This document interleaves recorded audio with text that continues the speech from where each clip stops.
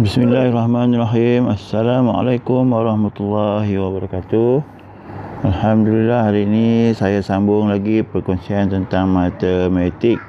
Hari ini kita akan melihat secara asas tentang tajuk darab yang dipelajari pada silibus matematik sekolah rendah.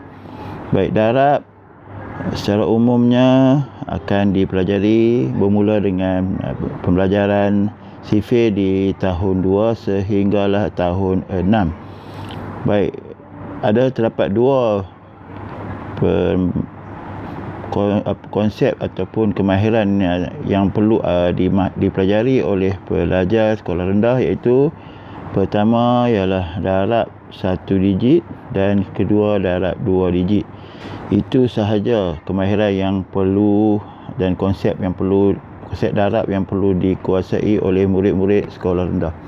Baik, terdapat beberapa kaedah. Hari ini kita kongsikan dulu tentang kaedah-kaedah yang biasa digunakan. Sebenarnya terlalu banyak kaedah-kaedah yang dipelajari di sekolah rendah masa ini. Mungkin dahulu hanya beberapa kaedah, tapi sekarang ini terbuka kepada kaedah yang pelbagai. Baik, pertama sekali kita boleh melatih murid ataupun mengajar anak-anak dengan kaedah darab, iaitu melalui penambahan berulang. Kedua, pendaraban mengikut nilai tempat. Yang ketiga, kaedah kekisi lattice ataupun lattice. Dan keempat, kaedah jadual. Kelima, kaedah darab terus. Dan keenam, kaedah lazim. Dan akhirnya, jika murid-murid biasa dan banyak buat latihan, mereka akhirnya akan boleh mencongak nilai-nilai tertentu.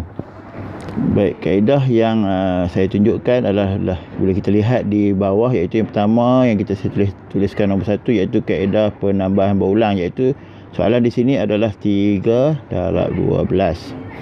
3 darab 12, kita lihat kalau jika penambahan berulang bermaksud kita akan mengulang 12 sebanyak 3 kali. Saya boleh tunjukkan contoh yang nombor yang kecil untuk pemahaman, dan jika nombor yang besar ada kaedah yang sesuai dengan nombor tentu, ada kaedah yang tidak sesuai. Baik, untuk kaedah yang mudah iaitu darab 1 digit ini, kita boleh menggunakan penambahan berulang, dan ini sesuai untuk murid yang masih lagi lemah sifir pada peringkat permulaan. Namun pada akhir-akhir dan di hujung-hujung, murid mesti juga menguasai sifir. Mesti diusahakan juga untuk menguasai sifir. Baik, kaedah kedua ialah mengikut nilai tempat, iaitu kita darab mengikut nilai tempat. Itu 12 ni sebenarnya adalah 10 tambah 2. Jadi kita cerakinkan, iaitu mengikut nilai tempat ini. Iaitu pertama 2 darab 3 jadi 6.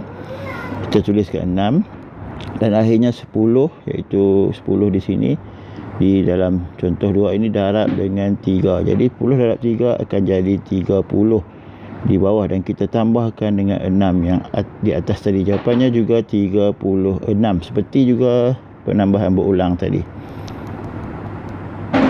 Seterusnya, kaedah ketiga banyak juga saya lihat digunakan di sekolah rendah, iaitu menggunakan lattice. Kita boleh rujuk di dalam teks. Banyak ditunjukkan contoh pendaraban lattice. Ini contoh kita buat kotak dan kita tuliskan 12 dan 3 di bawah, iaitu 2 darab 3. 2 darab 3 kita isikan di dalam kotak di bawah, iaitu 0 dan 6. 2 darab 3 6, jadi kita tuliskan 0 6. Jika dalam bentuk belas, contohnya 4 darab 3 12, jadi kita tulis ini 1, kotak di bawah 2. Begitulah cara menulisnya. Seterusnya 1 darab 3 adalah 3, jadi kita tuliskan 0 dan 3. Kita tambahkan nombor di dalam garisan yang telah dibuat di atas, iaitu ini laju garisan ini 6, kita tuliskan 6, dan di sini 0 dengan 3 kita tuliskan 3. Jadi jawapannya juga 36. Seterusnya yang hampir menyamai dengan lattice ini adalah bentuk jadual. Tapi bentuk jadual ini sebenarnya juga mirip ataupun konsepnya sama dengan kaedah yang kedua, iaitu nilai tempat. Kita cerakinkan 12 menjadi 10 dan menjadi 2. Iaitu 10 dan 2 kita darabkan secara berasingan. 10 darab 3 kita akan dapat 30. 2 darab 3 kita akan dapat 6. Kemudian kita tambahkan semula 3 darab 12, iaitu tambahkan di sini, iaitu 30 tambah 6, itu sebenarnya sebelum kita dapat 36. Sama juga, jadi mudah dan juga ada yang sesuai dengan murid-murid tertentu. Seterusnya kaedah yang kelima, iaitu darab terus. Yang kelima, iaitu warna hijau ini, 3 darab 2, ataupun seperti anak panah yang saya tunjuk ini, 2 darab 3, 2 darab 6, ya, 2 darab 3. Maksudnya 2 darab 3, kita akan dapat jawapannya 6. Kemudian 10 ini kita darab dengan 3. Okey, 2 darab 3 di sini 6. 10, 1 ini adalah 10, kita darab dengan 3, kita tulis terus 3 di hadapan. Contoh lain, contoh 13 darab 4.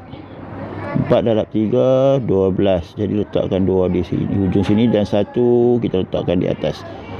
Kemudian kita potongkan 3 setelah kita gunakan, dan 4 darab 1 tambah 1. 4 darab 1, 4 tambah 1, 5. 52. Itu adalah kaedah darab terus, dan semua kaedah ini, ataupun bukan semua, kaedah yang agak bagi saya mudah, saya akan buatkan lagi video untuk menerangkan kaedahnya secara lebih detail, secara lebih terperinci.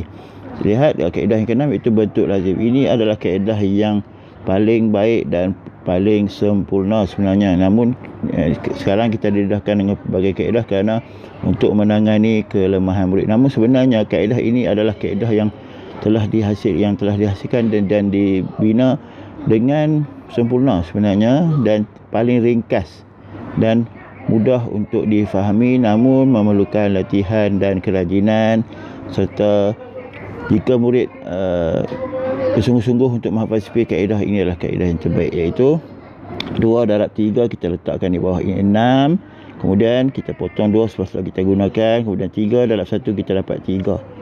Terus dengan mudah dan cepat kita akan mendapatkan jawapan. Begitu juga kaedah yang terakhir, iaitu congak. Bila murid telah mahir dan rajin membuat latihan, kita akan boleh menjawab terus beberapa soalan tertentu. Ini kaedah congak ini perlukan latihan khusus. Setelah murid mesti juga mahir kaedah-kaedah lain yang mana yang terbaik dan mudah untuk difahami. Sekian, moga perkongsian ini memberi manfaat. Maaf atas kekurangan. Assalamualaikum warahmatullahi taala wabarakatuh.